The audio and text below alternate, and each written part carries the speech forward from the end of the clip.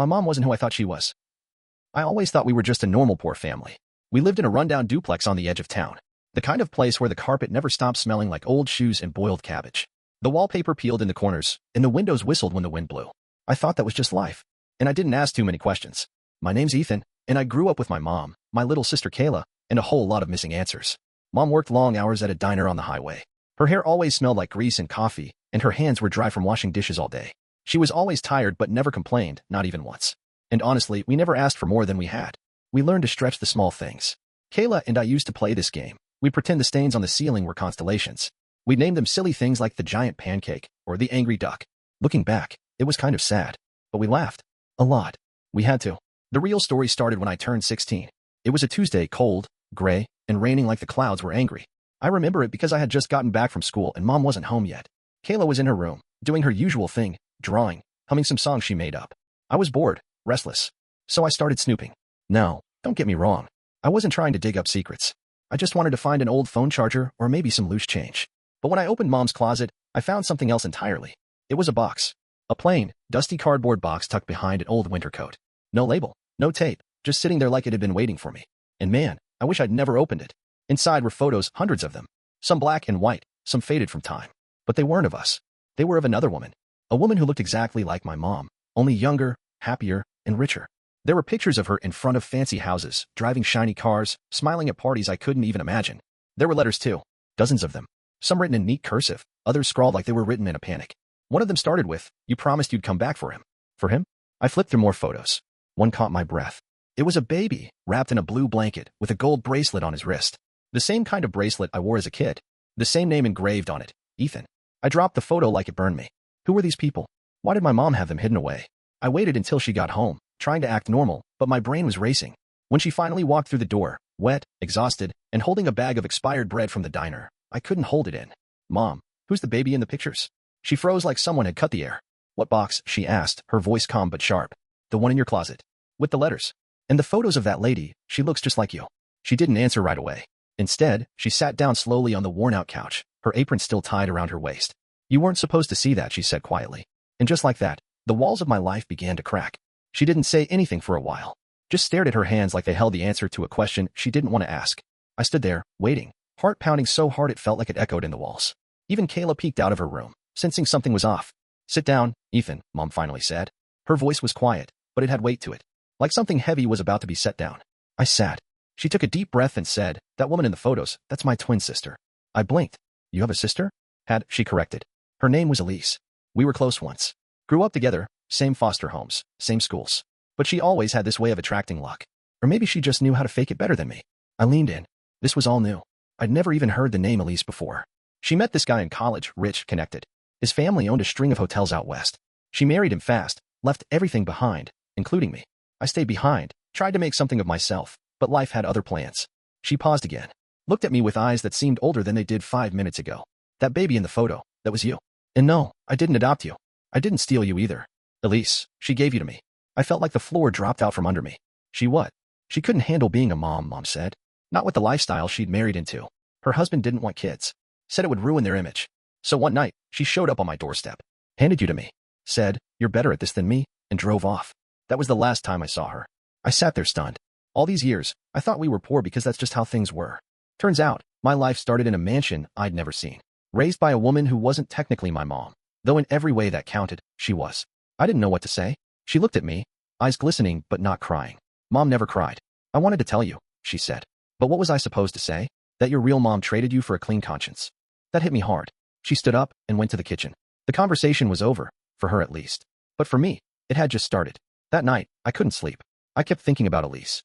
Where was she now? Did she ever wonder what happened to me? Did she even care?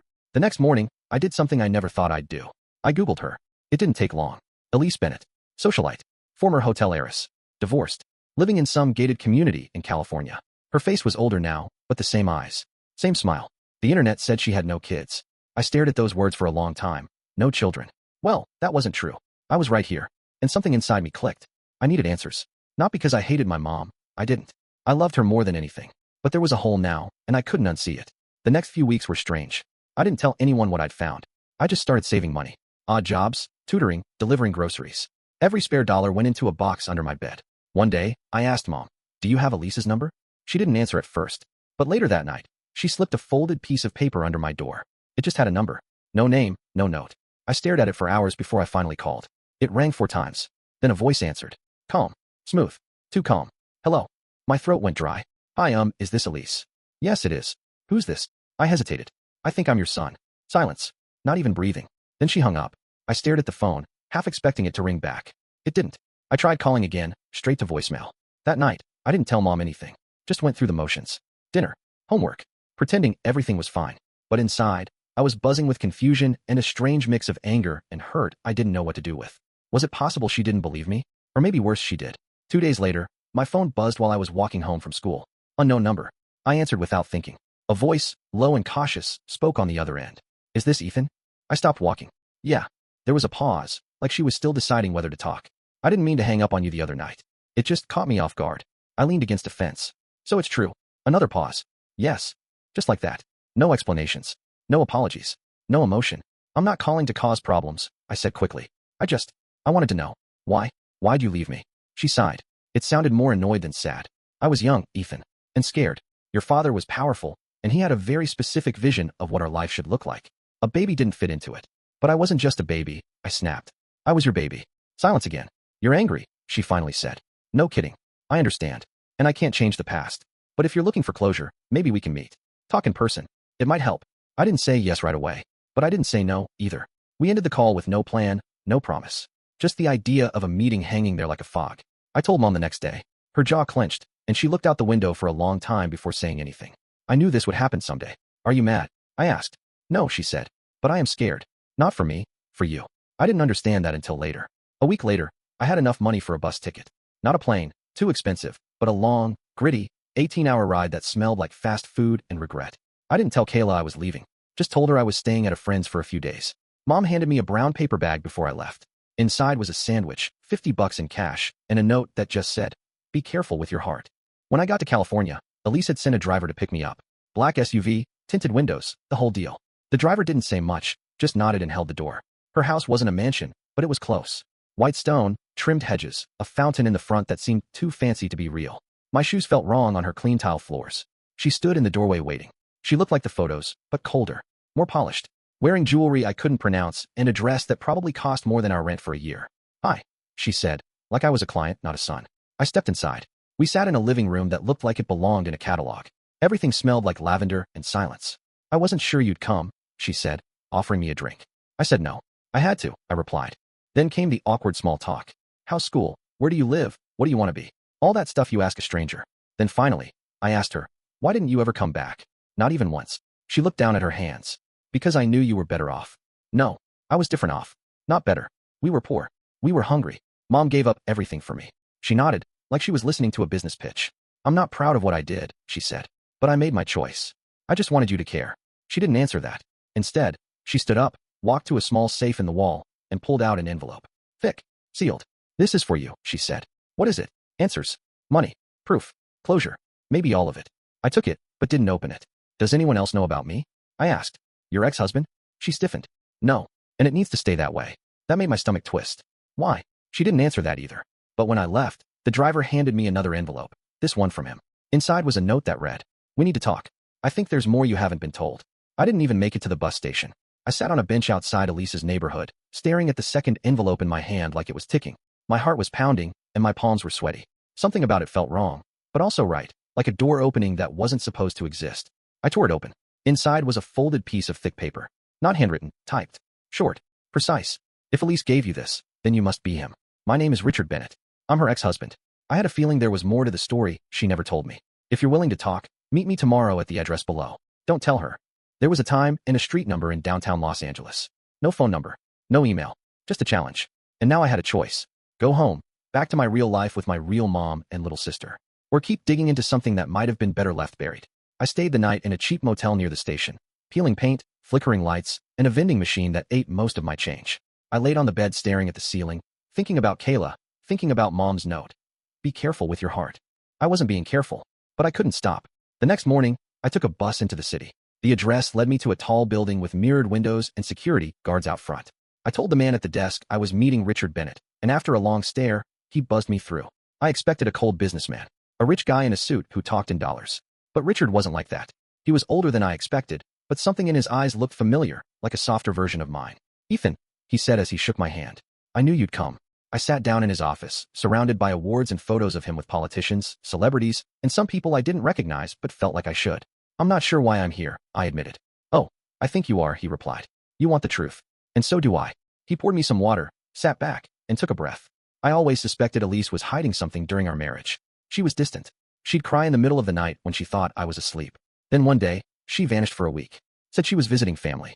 When she came back, she was different, lighter somehow, but she never talked about it. I let it go. He leaned forward. Years later, I found a letter, hidden in the back of a drawer. It wasn't addressed to me, but I read it anyway. It said something about a baby, about giving him up, about how she couldn't tell the truth, or she'd lose everything. I swallowed hard. "Why didn't you confront her?" "I did. She denied it. Said I was paranoid. Accused me of invading her privacy. And by then, our marriage was already falling apart." He studied me carefully. "But when I saw you walk out of her house yesterday, I knew. You look too much like her. Too much like me." "Wait." I sat up. "What do you mean, like you?" He blinked. "She never told you?" I shook my head. He leaned back, stunned. "Ethan, I'm not just Elise's ex-husband." He paused. "I'm your father." I didn't even breathe for a full 10 seconds. "You're lying." "I wish I were. But I had a DNA test done." Elise always had this habit of saving strands of hair in books. "I found one once, years ago, and had it tested, just in case. When I saw you again, I remembered it. I paid for a fast test yesterday.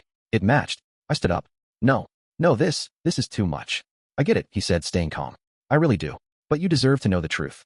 You deserve to know that you were never a mistake. You were taken from me before I even knew you existed." He opened a drawer and slid a folder toward me. Inside were documents, birth records, timelines, photos, even another test result. I didn't know what to say. I had spent my whole life thinking my real mom didn't want me. Now I was standing in front of a man who claimed to be my father and had proof. My voice cracked. "Why didn't you ever look for me?" "I didn't know where to start," he admitted. "I thought Elise had ended the pregnancy. She told me that herself. I believed her." He paused again. "But now that I know the truth, I want to make things right." "What does that even mean?" "It means, if you'll let me, I want to be part of your life." I left that meeting with more questions than answers. I didn't go back to Elise's house. Instead, I took the late bus home. Mom was waiting for me at the station. She didn't say anything, just hugged me tighter than ever before. And I let her. I needed it. She didn't ask what I found. But I think she already knew. That night, I looked at the folder again, laying it all out on my bed. 2 envelopes. 2 stories. One woman who raised me. And one man who might have been there all along if not for her lies. I didn't sleep that night. How could I? Everything I thought I knew about myself was spinning. I had a real mom who walked away, a father who never got the chance, and a woman who stepped in to raise me when no one else would. But now I had a decision to make. Do I chase the life I could have had? Or hold tight to the one that kept me alive? The next morning, I finally talked to Mom. We sat at the kitchen table. Same chipped mugs. Same cheap instant coffee. Same peeling linoleum. It should have felt small compared to everything I'd just seen. But it didn't. It felt like home. She didn't say much, just looked at me like she already knew what I was wrestling with. I finally asked, "Why didn't you ever tell me who my dad was?" She stirred her coffee slowly. "Because Elise made me promise. That I'd never know? That she'd never be found out. She told me if her husband ever found out, he'd ruin her. Said he'd take everything. And I believed her." I sat back, arms folded. "But he's not the monster she made him out to be." Mom finally looked me in the eye. "Maybe he isn't. But I didn't know that back then. And I wasn't about to risk you being dragged into some custody battle between millionaires. You were safe with me. That was all I cared about." I nodded. I couldn't argue with that. She had kept me safe. But the question still burned. What now? That weekend, I got a text from Richard. "Still in town. If you're ready, I'd like to show you something." I hesitated. I didn't owe him anything. But I was curious. So I went. He picked me up in a quiet gray sedan. No limo. No driver. Just him. We drove in silence for a while before pulling into a gated property on the edge of town. I thought it might be another mansion. But it wasn't. It was a community center. A place he helped fund, apparently new, clean, full of kids from rough neighborhoods like the one I came from. He walked me through it like he was giving a tour of something he built with his own hands. "This place is for kids like you," he said softly. "Smart. Tough. Caught in the middle of bad luck and bad choices they didn't make." He wasn't showing off. He was trying to tell me something. "You don't have to forgive her," he added. "But don't let her silence decide who you are. You have a future. And you don't owe her your past." That stuck with me. As we left, he handed me another envelope. I froze. "Not money," he said quickly. "Something else." I opened it later that night. Inside was a letter. Handwritten. From Elise. "Ethan, if you're reading this, Richard must have told you everything. I knew the truth would come out eventually. I just didn't want it to destroy you. Or me. I wasn't strong enough to be your mother. That's the honest truth. But your aunt, she was. And I've regretted my choice every single day since I made it. Please don't hate me. I gave you up because I loved you. But I also know that love without action is just a word. I'm sorry, Elise." I didn't cry. But I didn't feel better, either. It just complicated everything. The next few months passed in a blur. I finished school, graduated with decent grades. Kayla grew up a little more faster than I wanted her to. She asked questions I couldn't always answer, like why I had 2 envelopes hidden under my bed. One from the man who might be my father, one from the woman who gave me away, and neither from the one who raised me. I started working part-time at the local grocery store. Not glamorous, but it helped pay for gas and groceries. Mom was still at the diner, still coming home with tired feet and a fake smile.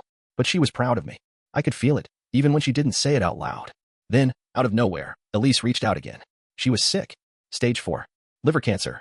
Didn't say how long she had, just that she wanted to see me. One last time. I didn't know what to do. I stared at the message for hours, trying to picture the right choice. Did I owe her that? Did I want to see her? In the end, I went. She was in a private care facility.